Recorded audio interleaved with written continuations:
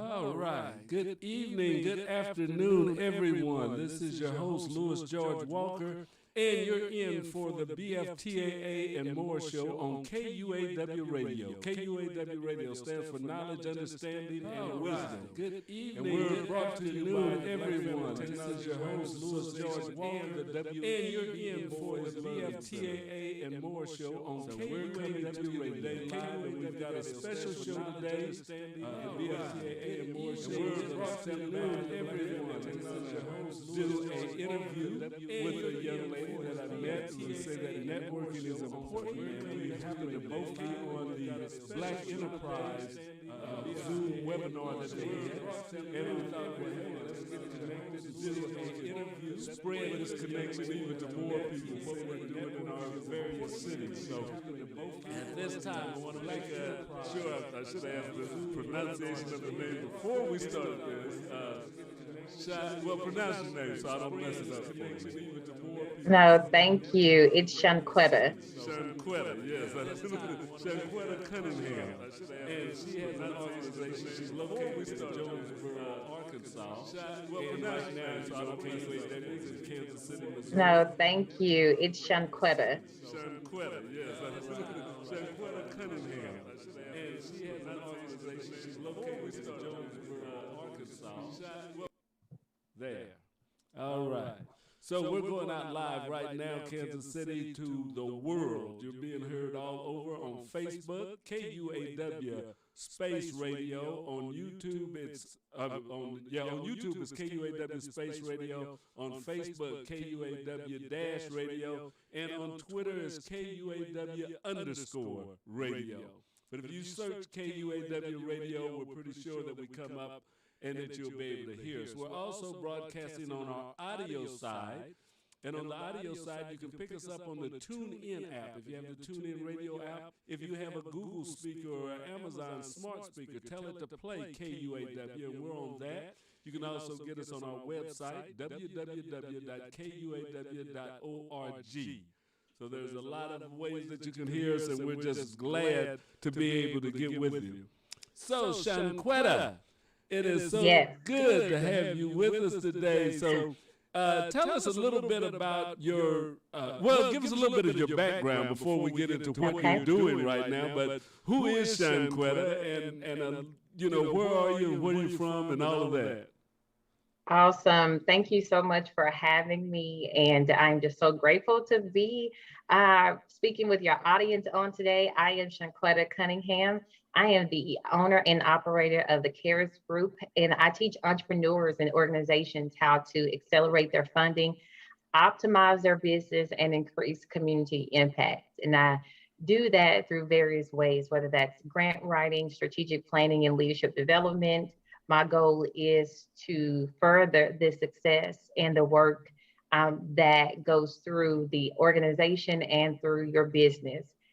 Located in Jonesboro, Arkansas, as you stated, and I am a unapologetic lover of God.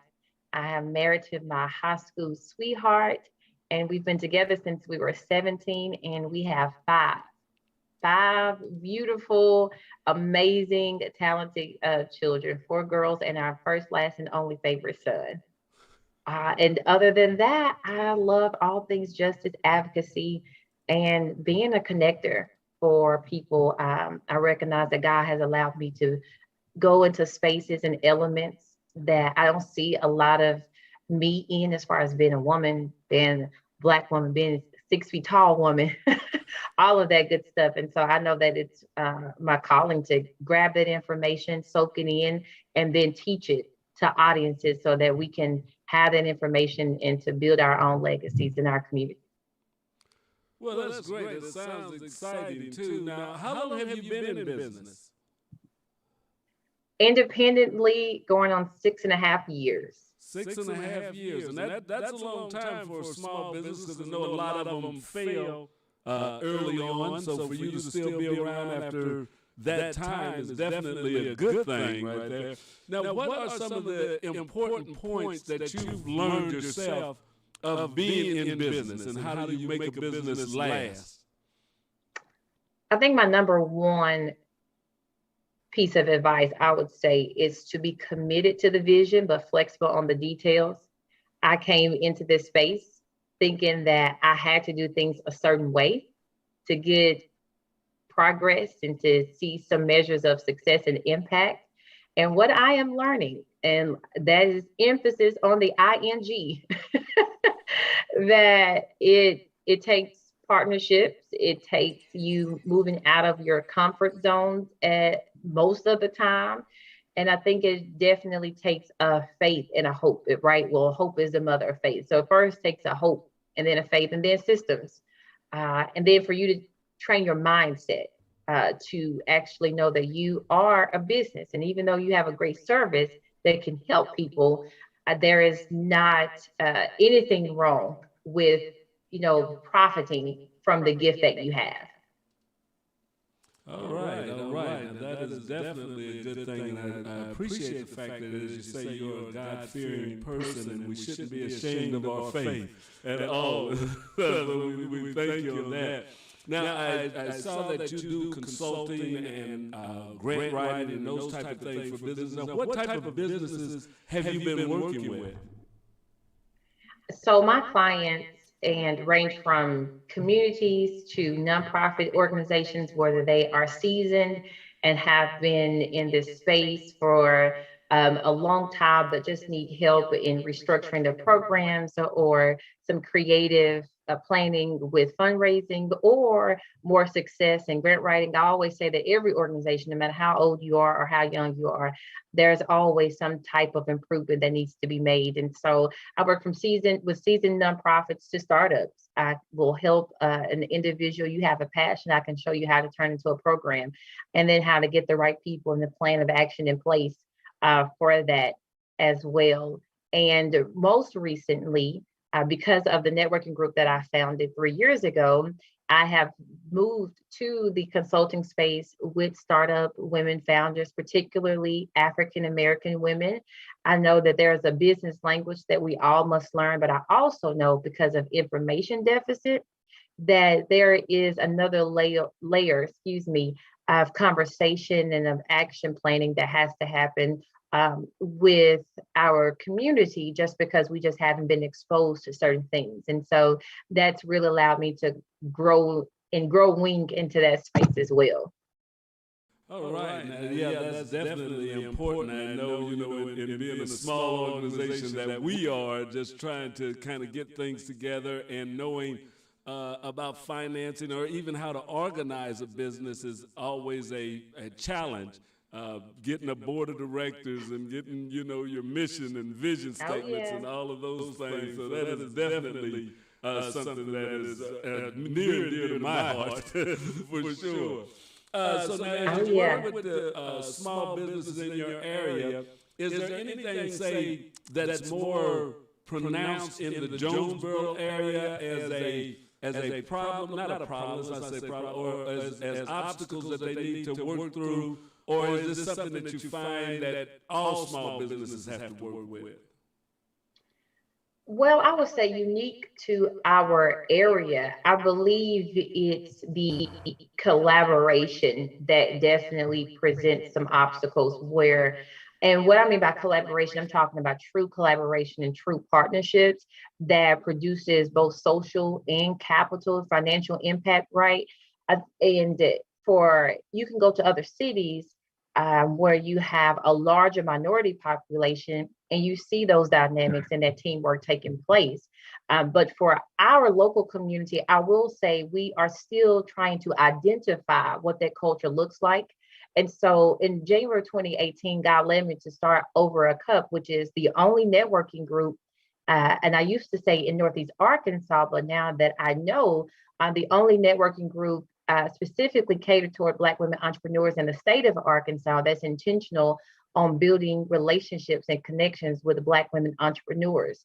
And for far too long, I think it's kind of one of those things to where a lot of people had the intention, right, of connecting and being consistent in that space, but just for a number of reasons. But I will say, people are always thinking about, I wonder what if, because I've been asked, like, do you think you're discriminating because you don't allow anyone else into this space that's non-Black? And I'd say no, because I just know that we have layers of conversation to where we can go to a business conference for women and we're going to talk about all those different things, how there's gender biases and gender gaps.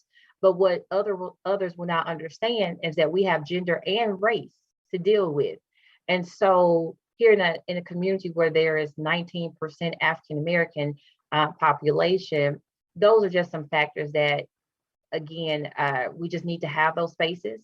And so those are one of the things I would say is obstacles. But I know that obstacles also present opportunities, right? And so Over a Cup allows that opportunity to create our narrative together and then figure out how do we get the larger impact so that everyone understands it, not to isolate, not to work against, but to blend and work with our community.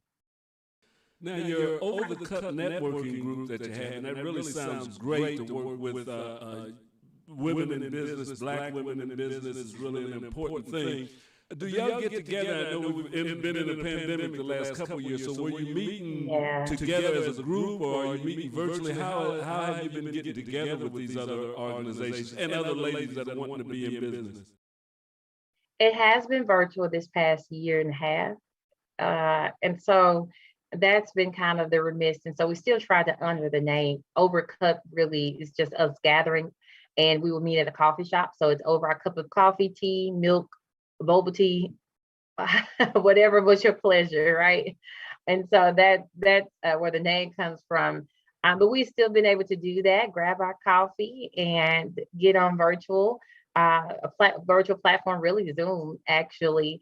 And we still have our meetings, still have guest speakers to come in. Starting next year, we are going to start with a hybrid approach. And for those that are comfortable, slowly start coming back.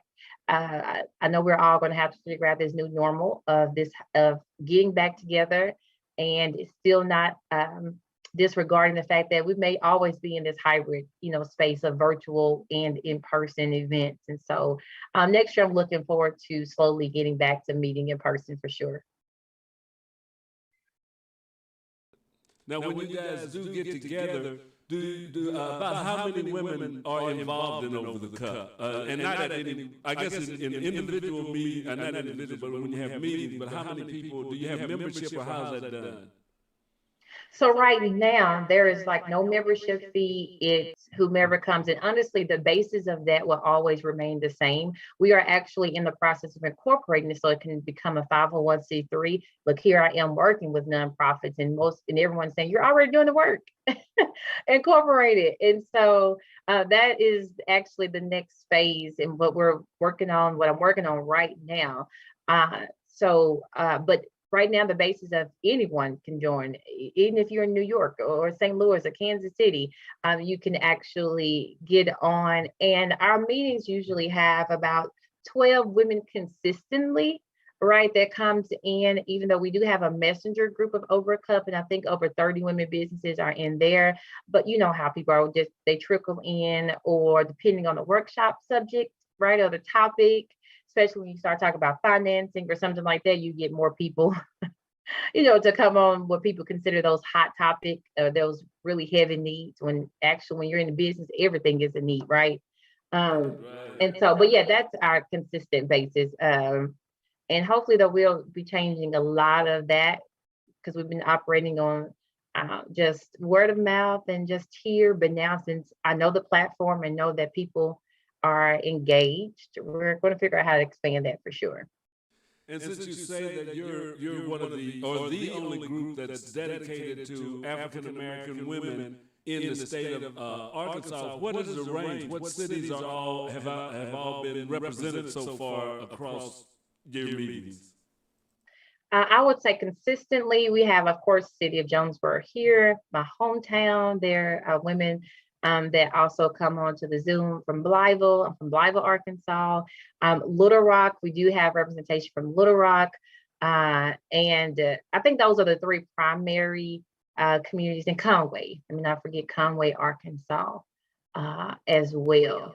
So yeah, we're in this little cluster, and if you know Arkansas, that's really northeast and central. So the goal is to reach southeast Arkansas, to reach the northwest corner of the state.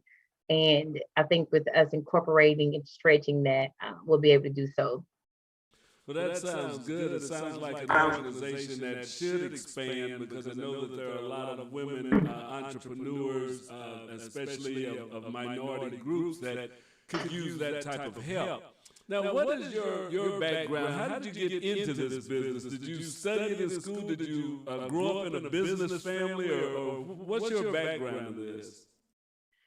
So with CARES, actually working with nonprofits and communities, my thing is I knew that I always wanted to be a public servant. So ever since I was 8 years old, I just claimed that I was going to be the president of the United States. I was going to be a civil rights attorney to advocate, and that dream is still near and dear to my heart for sure. And I just always knew I would be in a public space. And so when I went to school and I got my master's in public administration, I actually just did my internship with the city of Jonesboro here, to the grant writing class. I'm like, oh, I'm worthy, I can talk. And, this is a great way to help a lot of people. And it was kind of organic. I'm like, oh, I can go to the city of Jonesboro, I can actually do this work. Well, after my internship, they said, hey, you can come back and become a grant coordinator with the city. And so I did that, also worked in planning department as well, and found the opportunity. Really was a kick. Things kind of like, now I can say my former supervisor and I think I wasn't at a good space. I can say I was young, ambitious, and things just, it was needed. The leap was necessary. And I just started consulting and doing grant writing for organizations. I really just wanted the opportunity. I think my son is coming up here.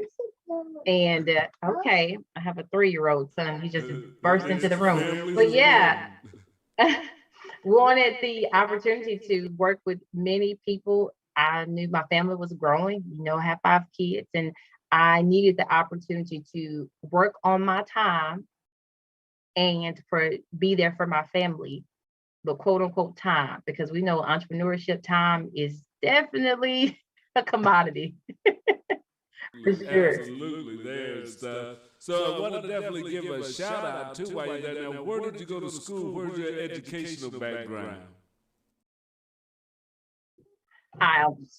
No, it was me being muted, trying to get one of the older girls to come get their brother. So Arkansas State University. I graduated 2008 with my bachelor's in political science, and I graduated there as Indian. But thankfully, they did change the name, and we're going through that. And I was in SGA, and in 2010, graduated as a Red Wolf. So long backstory there, but finally, them being culturally appropriate, the university changed the name. Okay, I can understand that. And did you join any organizations that helped you along the way, especially on that college path? Did they have community groups or national groups, anything that worked with you in your educational pathway? Yes, as I mentioned, I was a member of Student Government Association. And I was there. So interesting fact, I was there as a non-traditional student, because when I entered college, I intermarried with the baby. Long story short of how just life and being grown, and lost my basketball scholarship and all that stuff. And so I wasn't actually going to Arkansas State University, but God still graced me in that process. And I served on the SGA student activities board, and we also had what else, Black Student Association, and of course I cannot forget, that's where I joined the illustrious, the finest, and the first, and the best sorority in the land, Alpha Kappa Alpha Sorority Incorporated, in spring 2008, and that for sure has forever changed my life. Amen, amen. Now, I just heard something in that story that you just had that I didn't hear before when I talked with you, but you said you lost a basketball scholarship. Yeah. So you're So a sports player, huh? yeah. Going to play basketball at a HBCU. And so yeah, just being grown and that's exactly what it was, being grown. Not that I did not know. I'm not one of those uh how people have a narrative, they think of teen moms, right? I was the president of my class, graduated with over $250,000 in scholarships, going to play basketball in every club that you can name in high school. My mom was a minister, right? So I did not have the background that said, oh, she was going to get pregnant at 18. And but yeah, I did. And of course, for me, there was no other choice but to keep my baby. And so it's amazing the conversations you do hear at that time when people say like, "Oh, are you going this? You're going to do that? You're going to do that? What are you going to do?" And I was like, "What do you mean? What I'm going to do?" Yeah, And you so got to my keep husband and I, we moving. figured it out.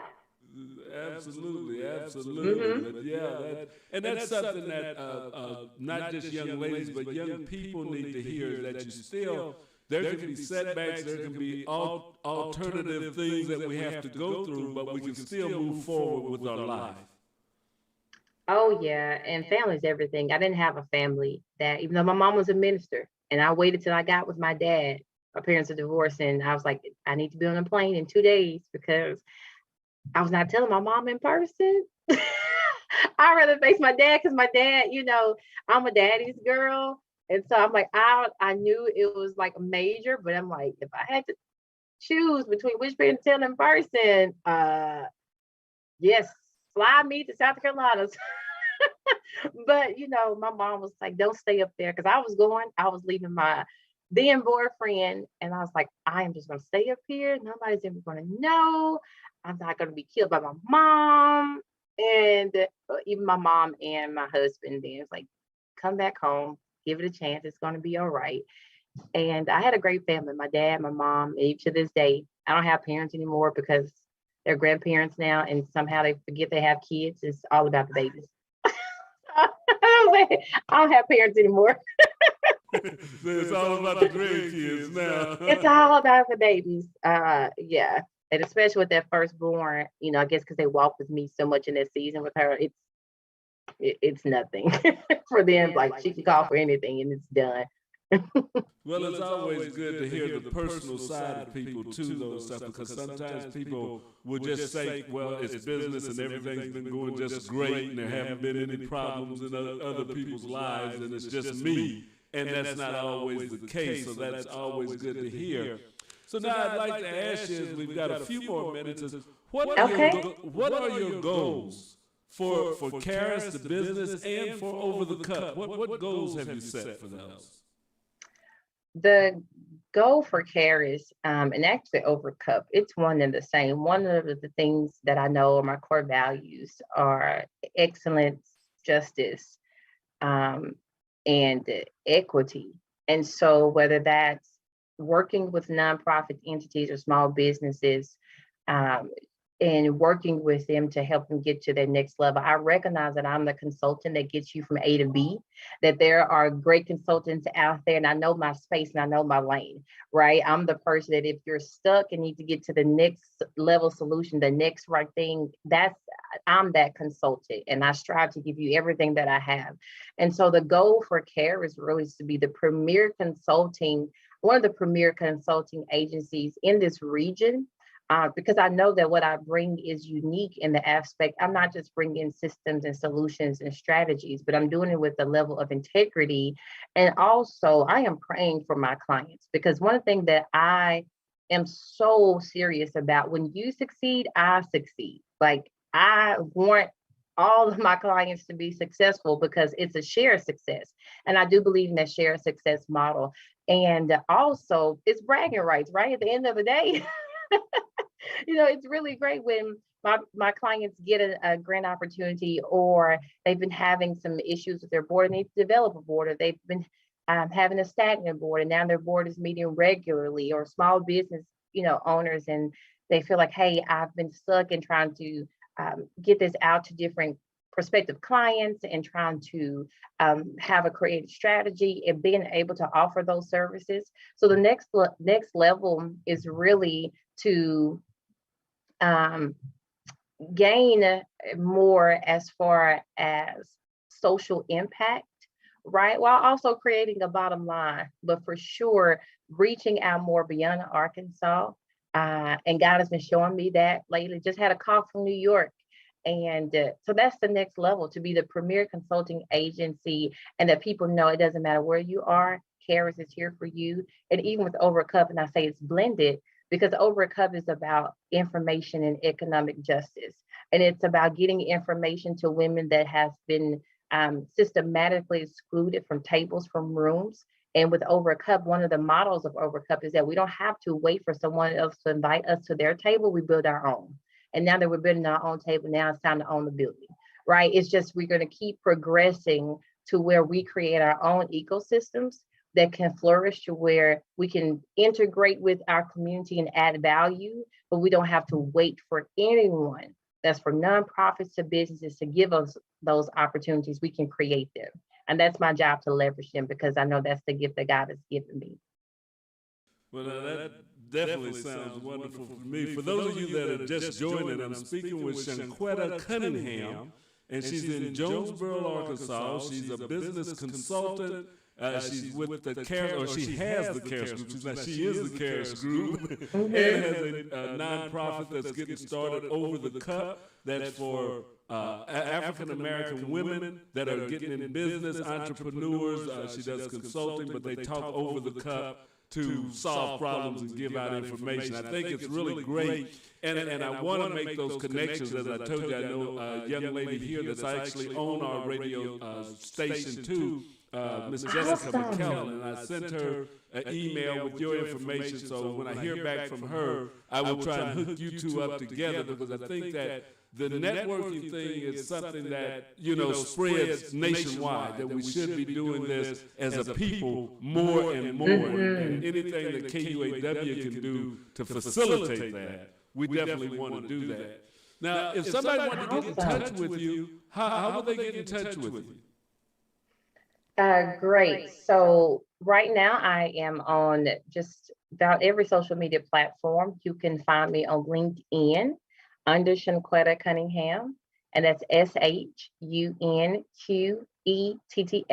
There is no U behind the Q.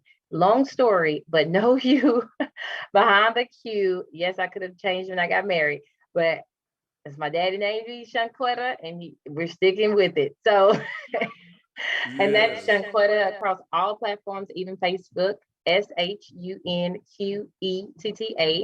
Also, business name is Caris, KHARIS Group. That's Caris Group. You can find me on Facebook and also message to set up. I do offer free discovery calls where we just get to know one another. I hear about your business and your organization, and then you get to hear about of my services, engage if I am the right consultant that gets you to your next level success. I'm trying to share in Instagram. I'm supposed to be this millennial, right?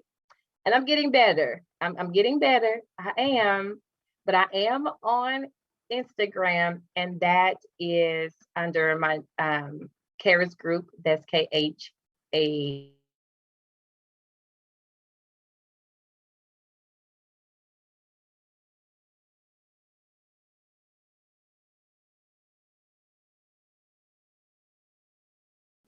Okay, looks like we may have just a slight break in there. Oh, there you are. Okay, on my computer, looked like you had slowed up a bit. Don't know exactly what's going on because it doesn't show that it's over speed, but I know that you can still hear me. And I was talking about this earlier, coming into, okay, we get you back in here.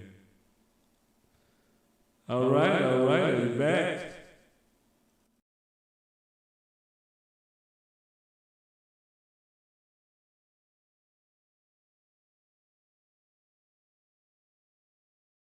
Hello.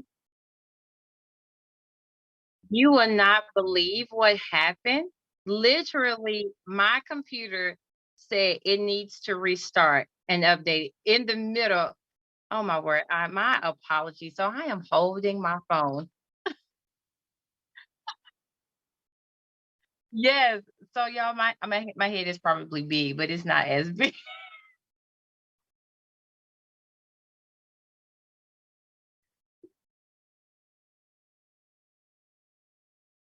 Yeah, I wasn't sure exactly what it went on for a minute. So I shut things. I thought, oh no, don't tell me I'm having technical problems again. No, it was me. The computer just went out. But my apologies to your audience and to you, sir. Just started to reboot. Oh, that's all Sure, I right. fixed it.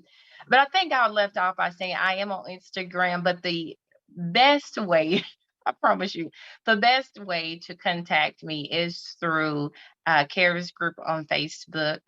And also there's a link on there to set up again your free uh conversation. And so it's no obligations. It's just allowing me and you to speak and again to see, and at least I can lead you to the next best solution if I'm not the consultant for your area right now. Well, I tell you, I'm really glad to hear what you're doing. I'm glad that we had a chance to meet. And I tell people all the time is that you need to sign up. I know a lot of times we get emails that we're not, just a bunch of them, but there's certain webinars and things that go on. Black Enterprise puts on there's a lot of information that is being made available free of charge for businesses, for people with the opportunity to network that we need to be taking advantage of in this virtual age, because technology is what it's about. And with a lot of these webinars, you can talk with or at least listen to professionals and people with a lot of experience in different fields. So I'm glad that we had a chance to meet and then could message each other from that meeting. Oh, I know, I know. I forgot to mention one thing as well, that if they wanted to follow Over a Cup, and I myself and then my daughter actually manages that page, share information of upcoming grant opportunities or webinars or live videos of other consultants. And of course, if you want to join our meetup, again, it's for Black women entrepreneurs, African American women entrepreneurs, whatever's your pleasure. And so, yeah, that information you can follow Over a Cup. It's literally Over a Cup.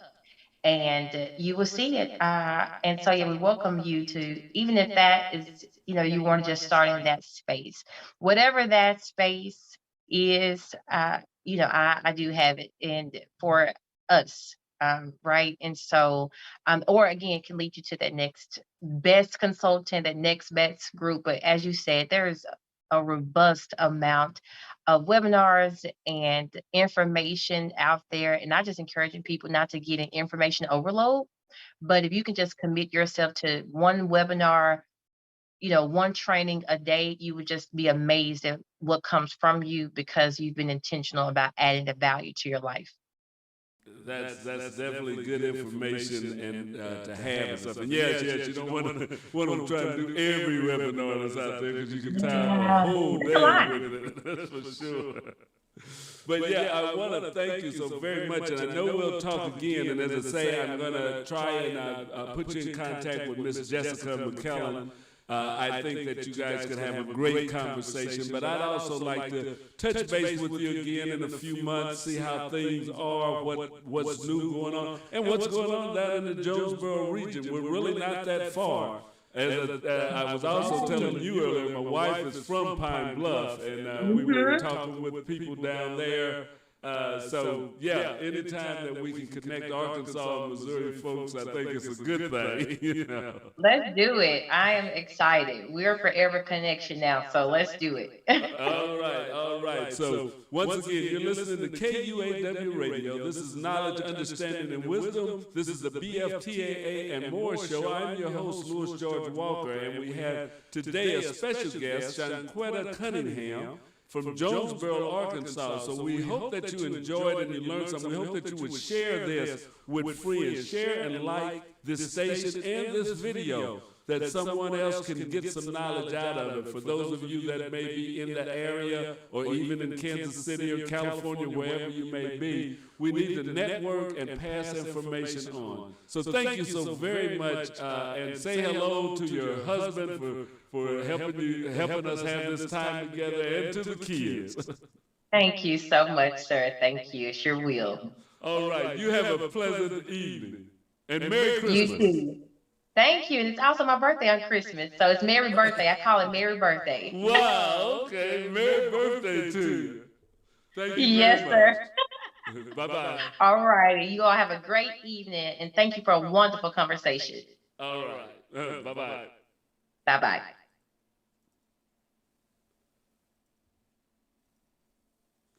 All right. So that is the end of that conversation. But let me come back to you guys right now with just a second. You know, you're listening to the BFTAA and More show, and we're always here. I got to find my camera so I can get back on here live. Let's see. Is this it? I think this may be me. If I can bring it up some. Maybe not. All right, you're listening to KUAW, and this is the host, Louis George Walker. Hey, there I am. I see me. Hey, there you are. Okay, yeah, I was just thinking I got that started, and we're glad that you're a part of it. So KUAW Radio is constantly trying to bring you new information and information that you can use. As we round out today, and I want to thank you for listening to the interview that we just had with Miss Shanquetta Cunningham. But we always like to tell you a little bit about what's going on technology-wise. It's Christmas time, and I know you're looking for gifts and all of that. So keep your eyes out. There's some of them that are getting hard to find. I was watching television. It looks like they're looking for the gauntlet from Legos that Thanos wore in the Avengers. That's hard to find. Some of your Nintendo Switch and those other games are hard to find. So start looking now, or keep looking. They say check back at the stores regularly, and you'll be able to, maybe be able to find the right gift before Christmas. But before we leave, we'd like to bring you some news of what's going on at NASA. For those of you that may have watched over the weekend, the Good Morning America, one of the Good Morning America hosts, Michael Strahan, did make the trip into space over the weekend. Saturday, he went up a 10-minute flight up and down, but he did become an astronaut by going into space, and I thought that was a great thing. Space is becoming something that we can get into more and more. So as we get ready to close out, I want to give you the episode this week of what's going on at the National Aeronautics and Space Administration, and that's what's happening this week at NASA.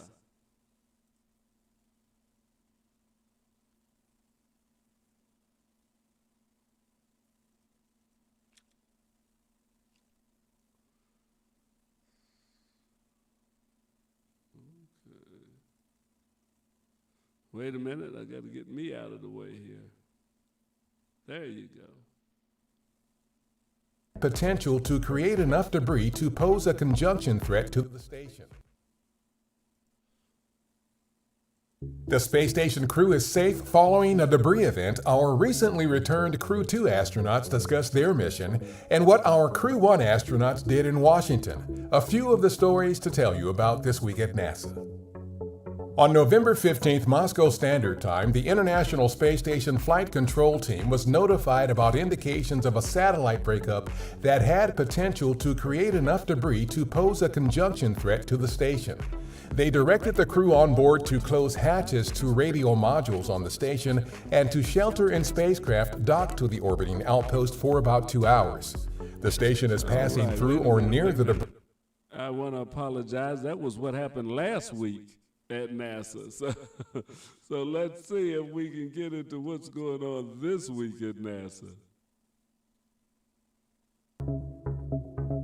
On December 6th, we introduced the agency's newest class of astronaut candidates during a ceremony at Ellington Field near our Johnson Space Center in Houston.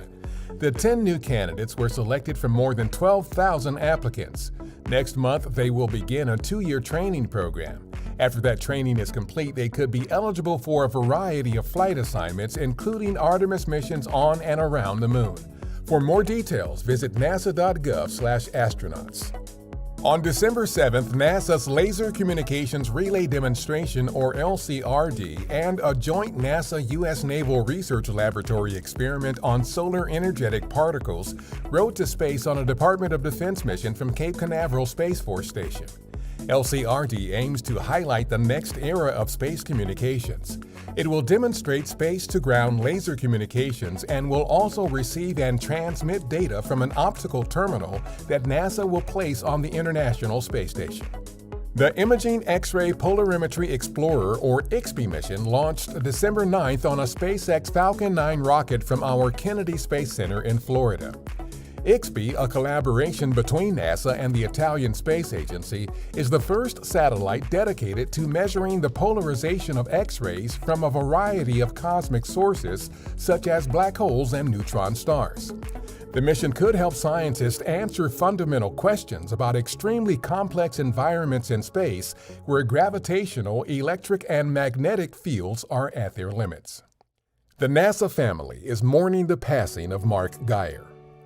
Following a cancer diagnosis earlier this year, Geyer moved from his position as Center Director of the Johnson Space Center to a new role as Senior Advisor to Associate Administrator Bob Cabana. In a statement on Geyer's passing, Administrator Bill Nelson called Geyer a giant for human spaceflight who believed we should constantly venture farther into the cosmos for the benefit of humanity.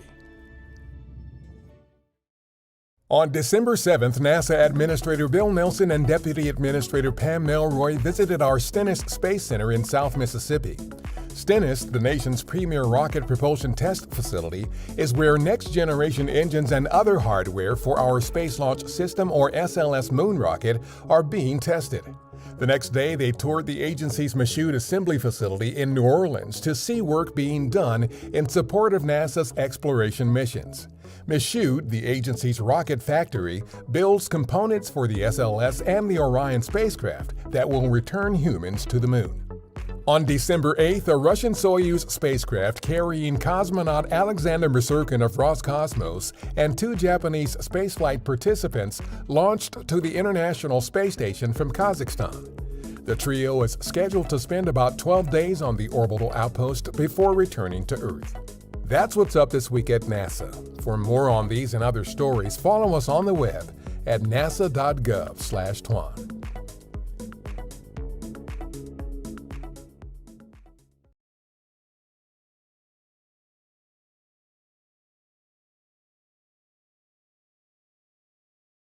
That's what's happening this week at NASA.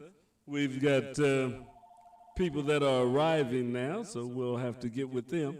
But thank you for listening. This has been the BFTAA and More Show. This is your host, Louis George Walker. I hope you enjoyed the conversation I had with Miss Shanquetta Cunningham earlier today and what's happening this week at NASA. Be sure and tune in next week at 5 o'clock to 5:45 for the BFTAA and More Show. Thank you for listening. Bye-bye.